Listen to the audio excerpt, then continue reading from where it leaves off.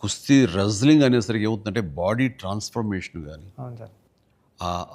దానికి తగినట్టుగా మనిషి మారిపోవటాన్ని అన్ని రకాలు చేసిన ప్రయత్నాలు కానీ అది ఓవర్ నైట్ కాదు. అది చరణ్ ఇంట్లో ఎలా కష్టపడేవాడు ప్రతిరోజు నేను విట్నెస్ చేసేవాడిని.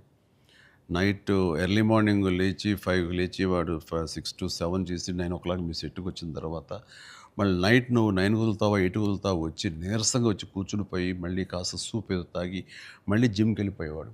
చాలా కష్టం. పైగా అంతా ఆ 70 days వెజిటేరియన్ మీదే ఉన్నాడు. మాల్లో ఉన్నారు స్వామి. ఉండి ప్రోటీన్ కోసం ఎంత ఇదంటే హై ప్రోటీన్ కావాలి, నాన్ వెజిటేరియన్ తినకూడదు.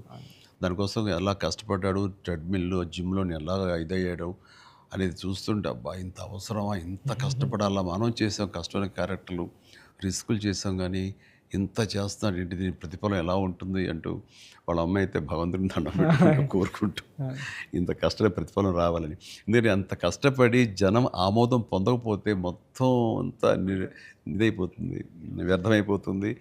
ఇంకా కష్టపడితే ఇంతైనా ప్రతిఫలం అనే ఒక డిసప్పాయింట్మెంట్ వస్తుంది. కానీ ఇప్పుడు ఏంటంటే ఎంత కష్టపడితే అంత ఎప్రిసియేషన్ వస్తుంది అనేది ఈ పెద్ద క్యారెక్టర్ తన కష్టపడినందుకు జనాలు దీన్ని యాక్సెప్ట్ చేసి వెల్కమ్ చేస్తున్నందుకు, నీరాజనలు పలుకుతున్నందుకు హ్యాట్స్ ఆఫ్. సార్ నా ఫేవరెట్ ఏంటంటే